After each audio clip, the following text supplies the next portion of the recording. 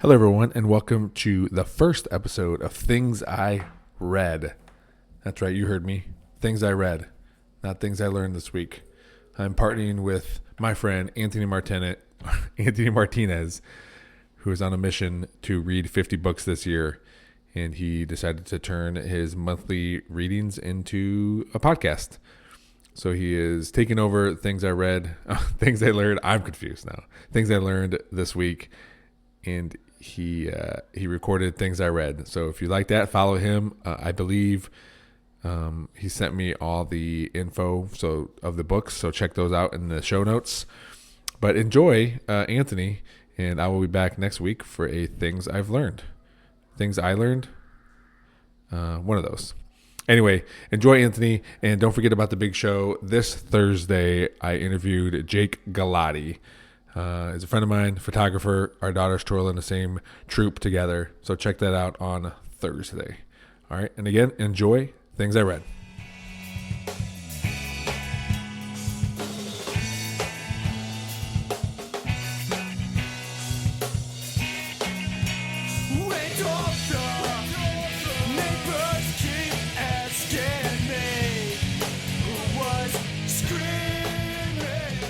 Welcome to the first episode of Things I've Read, hosted by me, Anthony Martinez.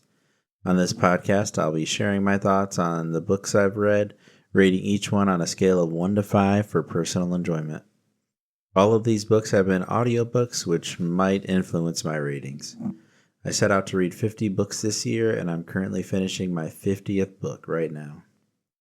The genres I've enjoyed most have been horror, mystery, and thrillers, and my favorite series has been The Murder Diaries by Martha Wells.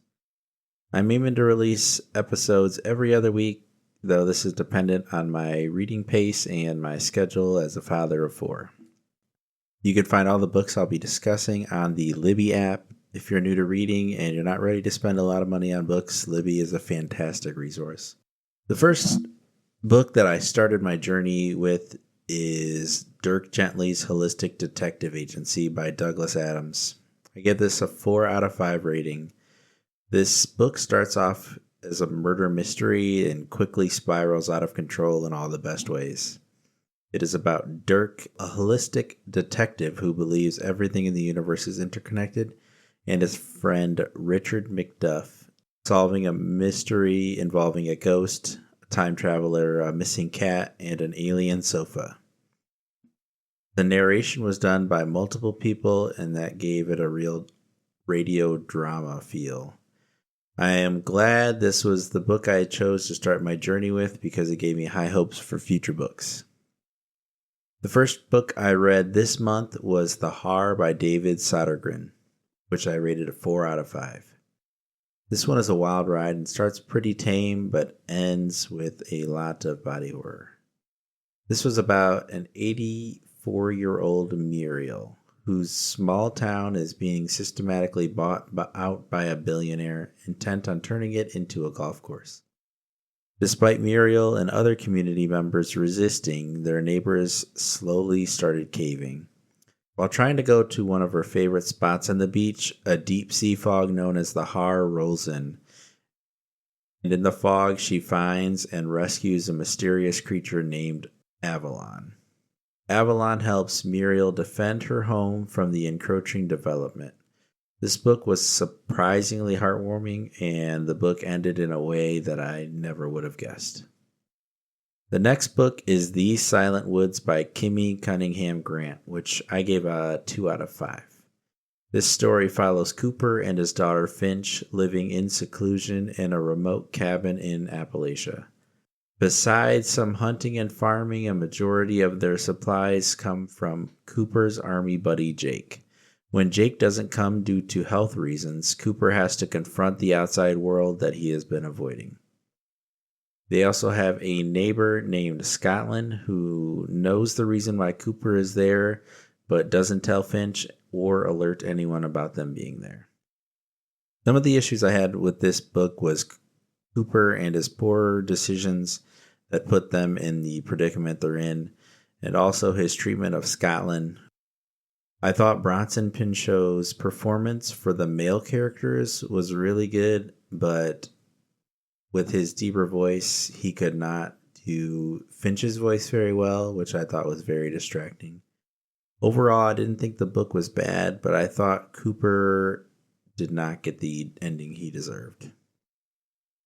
After reading All Sinners Bleed, I'm definitely going to check out more from S.A. Cosby because of how good this was. I gave this book a 4 out of 5. This story centers around Titus Crown, the first black sheriff of Sharon County, a small town in Virginia. On the anniversary of his election, there was a school shooting that caused the death of a beloved teacher and a former student of that teacher. Investigating the shooting leads to uncovering of a serial killer. The book immerses you in Titus's relentless pursuit of the killer, set against the rising racial tensions and the pressure these events put on his relationships. I was absorbed in this story and listened to the book every chance I had until I finished it. Adam Lazar White did a great job with the narration.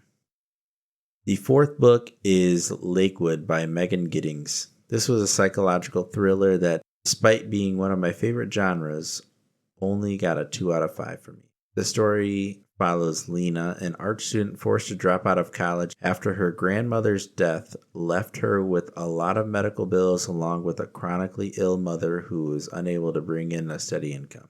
In a desperate move, Lena joins the well-paying Lakewood project, which offers free housing for her and healthcare for her mother. She is given a fake job where they participate in various medical and psychological experiments in hopes of finding ways to improve memory. A lot of the things that happen in this book would make me question my sanity, but for some reason, Lena reacted in a way that made these things not seem that bad.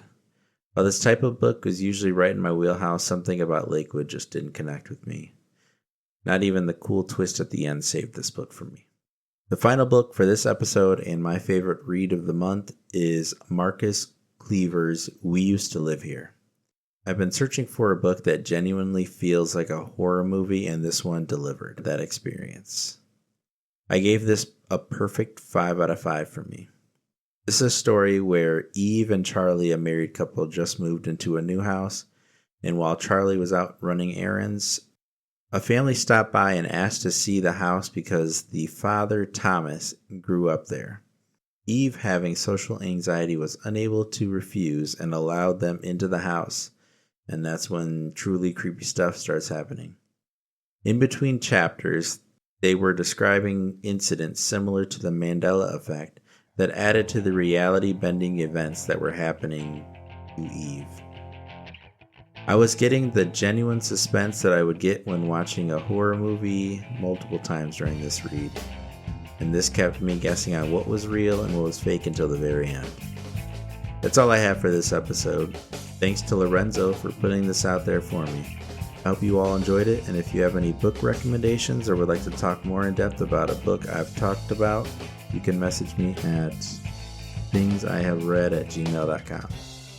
I haven't thought of a fun sign-off yet, so I'll see you later. Dear Jane, chances are you won't find the time to read this or respond, but I just want